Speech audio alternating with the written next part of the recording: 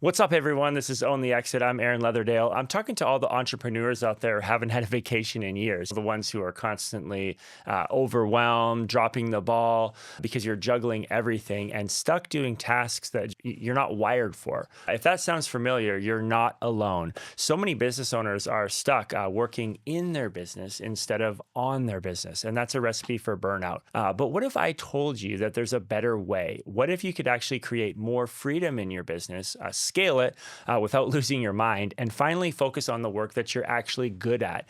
What if you could step out of the day-to-day grind and work on it instead of in it? That's what we're talking about today on The Exit. So stick around because we're about to challenge the way you think about building your business.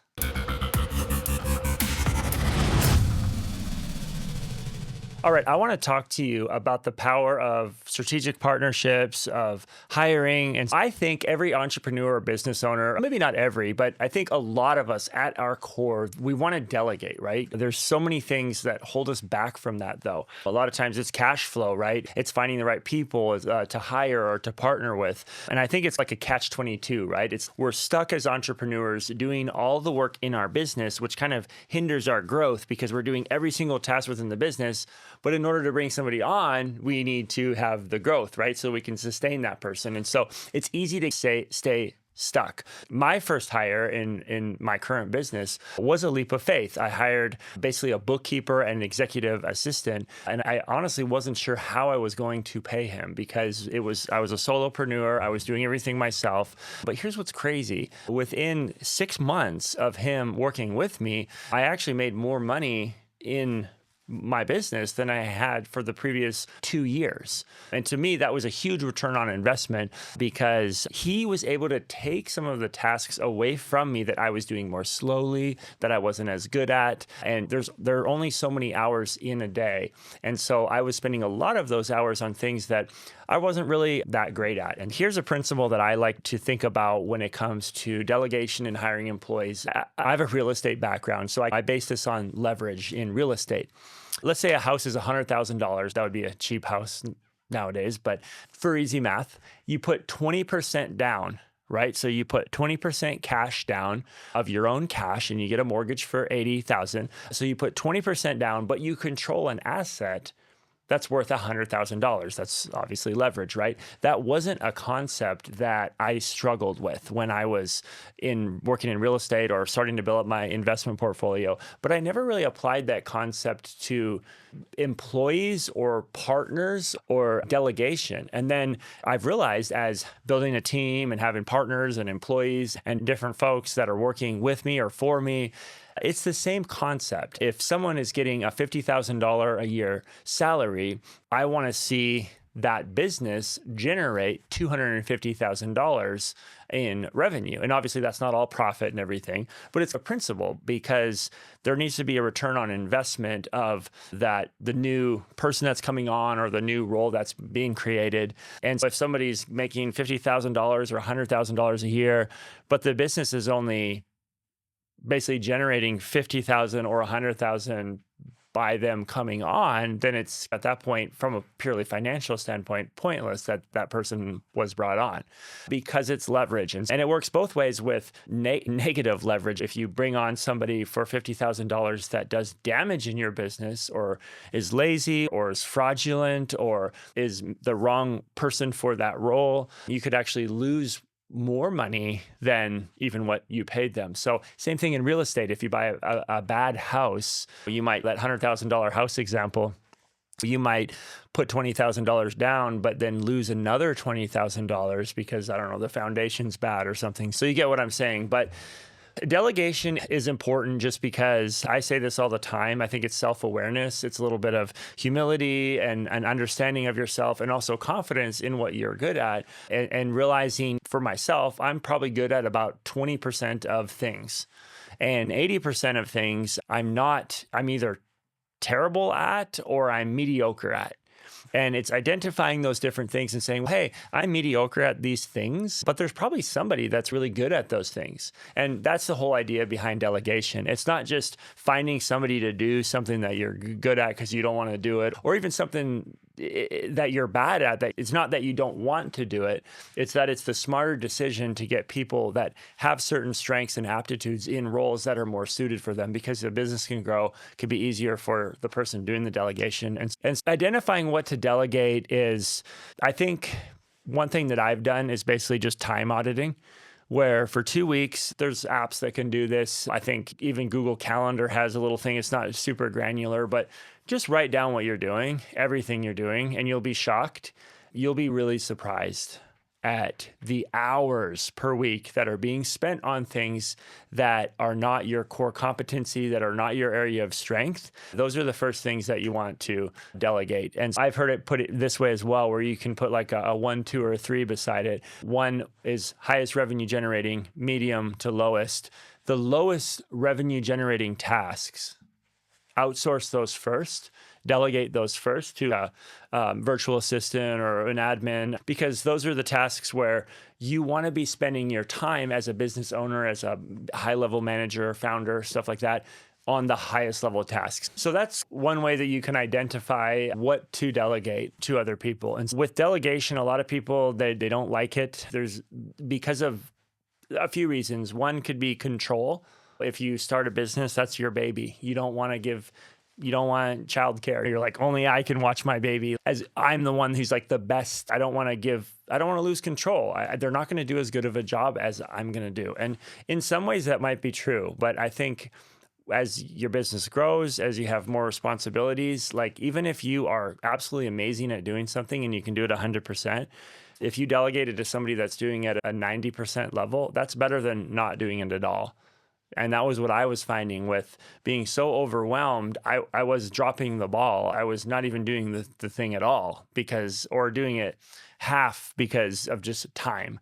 And so even if you feel like the person you're delegating to isn't maybe doing it the way you would do it, or even as good as you think you could do it, it's about relinquishing control and getting other people to do it so it's off your plate. And there's a saying that one of my mentors uses, and he says, done is better than perfect. And I think that applies in delegation. Sometimes you just have to give those different tasks to people that can get them done.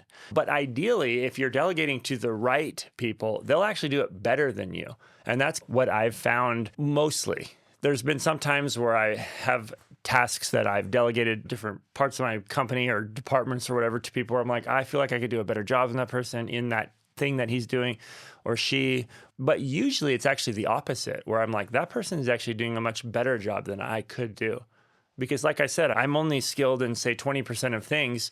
I want to get those other people that are skilled in the other areas of the business and the other tasks and different things that I'm not as good at to basically just kill it in those areas. And I'm always looking to hire people that are better than I am, because why would I hire someone who's worse? I would want to get somebody who can take that piece and own it and be much better. And going along with the control is also that idea of like ego, where it's, I need to be the central figure. This is my thing. I need to be the person that everyone answers to, and all the decisions need to go through me and stuff. But you're just setting yourself up for just burnout. And it's just like, why would you want that? Like, why would you want to be so intertwined with the business that it's like that you can never replace yourself? You can never step out. You can never have freedom. And for me, that's a big part of delegation. Is I'm always looking for someone to replace my job. Because why wouldn't I want somebody else who's better than me to come in and do my job at the company that I own? Like, the company will be better, right? So I think that is a big piece of delegation, or something that could hinder people from delegating is, like I said, the control part, the ego part. But then, those are 2 character flaws or whatever you might call them. But then there's another obstacle to delegation that might not be like a character flaw as much as it is like a process thing, where it's just an organizational dysfunction, where you might want to delegate, but you don't have clearly defined roles. Everything is just a mess. You're so overwhelmed. You don't even know like what do I give this person? What do I delegate to them? And I've experienced that before too. Even like hiring a new person and they're like, awesome, what's my job? And I don't even know what your job is. I know that you're going to have a lot of stuff to do, but we're even trying to figure out how to get that over to you and have you do that and take that off of like my plate or others at the company. And so I'm just talking here about different ways, different things, my thoughts of when it comes to delegation, some of those obstacles to delegating. And then when it comes to managing and building that team, I think you just have to let people just run with it. And people are going to make mistakes. I've delegated things to people and they've messed it up. And my first response was frustration or anger, and that might be justified. But at the same time, I could have made that mistake just as easily. And you just have to look at it like everyone's going to make mistakes. I'm going to make mistakes. If I'm doing all the things, there will be mistakes that are made. If I'm delegating it to other people, they'll make mistakes. But even the mistakes they make, and even if there's a financial cost to them making the mistakes, I think it's still going to be offset by the growth of the company, because you're freeing yourself from those things that you're not good at, and you're able to really stay in your lane of what you are good at, which ideally is going to be revenue generating, which would even offset mistakes that people make that you delegate to. And I've experienced that where I've probably lost $200,000 or something just from people making mistakes. Employees, I've had employees make $100,000 mistakes. But I'm like thinking about it on the grand scheme of things. I'm still better off than if I didn't have any and I tried to do it all myself. I wouldn't have made the revenue that I made that can absorb that. And because everyone makes mistakes, and I might have made that $100,000 mistake too if I had kept it all and tried to do everything myself. And so that's another thing with delegation or fear, is people are going to make mistakes. And the truth is they will, but you just have to do it anyways if you want to grow a company. And as far as building and managing that team, I let people make mistakes. I try to let people run with it. I try not to be a micromanager. If you're going to be a micromanager, then what's the point of delegating? If you're going to tell that person every little intricacy and always be monitoring them, you might as well just do it yourself at that point. So you have to just let people do the thing and run with it and give them a time period to see if they're a good fit for that. And if they're not, then maybe they're not. And then you got to get somebody else to do that. But so here's a recap on this episode. This was just top of mind of delegation. Number one, it is a catch-22, because as business owners, we get stuck, right? We want to delegate, but we can't because we don't have the cash flow, but we need to get the cash flow by delegating. And so we can get stuck in there, but you've got to push past that and take those risks. Number two, you've got to identify what to delegate, how to delegate, do a time audit. And number three, you've got to the people you delegate to, you've got to just let them run with it. And you've got to have good people that are trusted, that have self-responsibility and autonomy, where they can just go and build the thing, take that thing off your plate, and you just have to let them do it. And yes, they'll make mistakes. That's part of growing a business. That's part of delegation. And I think you'll be better off. Thanks so much for tuning in for another episode of Own the Exit. And we will catch you guys on the next one.